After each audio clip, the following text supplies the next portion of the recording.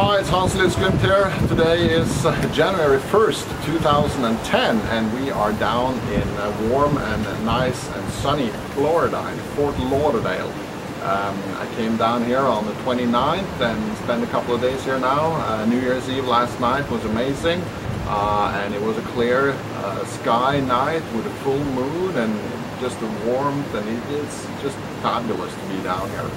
I'm talking to a lot of people. I'm looking at the real estate market, and I'm looking at the retail market, exporting things from here to Norway below the duty-free limit of 200 kroner, that is $34 about, see what can be done there.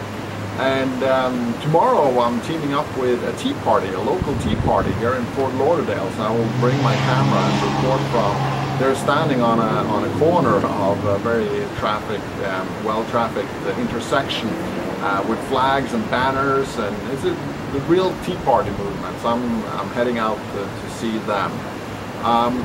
And when it comes to the real estate market, I must say that especially from a Norwegian point of view, it is quite amazing what you can get here and what the prices are. We were looking at a house, a small house yesterday, some friends of mine, for $59,000. A very high standard, fairly new, 3 bedrooms, 2 bathrooms with a small garden, houses in a row, and it's selling for $59,000. And then you have to consider that in Oslo in particular, where the strong currency and an overheated real estate market that has not crashed, it's at all-time highs in Oslo, fueled by oil money, of course. But there you cannot get anything. I mean, even the smallest kind of studio in Oslo will start at least $150,000, probably $200,000. And anything close to what we saw there for $59,000, you just can't get, because it's a gated community where they have swimming pools and jacuzzis and community rooms with pool cables, and you just cannot get that in Norway. It's just it's not available. So considering that a house of similar size and standard would cost you $500,000 or more, the fact that you can get it here for $59,000 is just amazing. The only issue is that it's long flight from Oslo to go down here, and you have to work on how much you can actually use it. But for the money, it's just absolutely no-brainer that I would much rather have a little smaller house in Oslo and have a second home here than to go all out in the rat race in Oslo and try to beat them by having the most expensive home in Oslo. Okay, that's pretty much what's going on. I went by Whole Foods.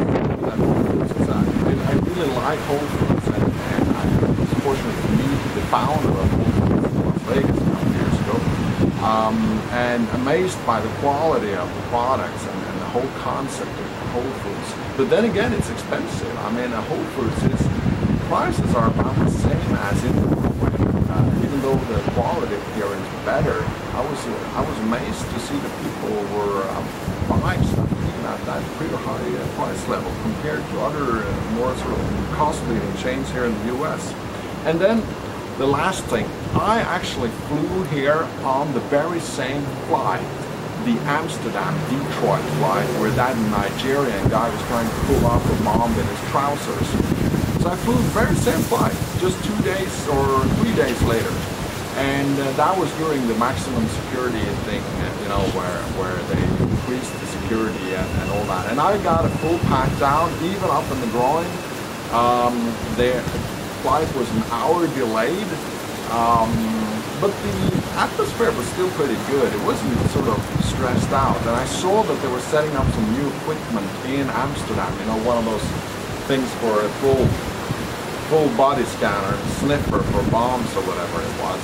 So, I mean, I hate all that new security, and it's awful, and the US is heading in the wrong direction, and it's going to end up like Israel eventually, and El Al, where the entire fun is taken out of it.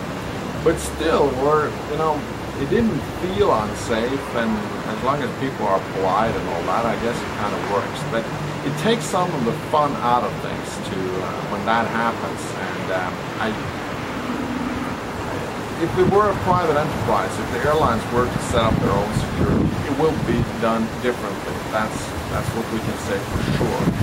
But probably they will discriminate. They would, if you look like a devoted Muslim from an Arab country, they might not even let you on. It would be kind of discrimination, and that's politically unacceptable today. I mean, if all of them were old, grandmothers from Norway flying down south or something, what are the chances of any one of them having a problem with them? So, in a private solution, things would have been done differently. The government is what's messing things up. Okay, I'm reporting here from Fort Lauderdale in Florida. It's January 1st, and follow the channel. There will be much more when I'm here.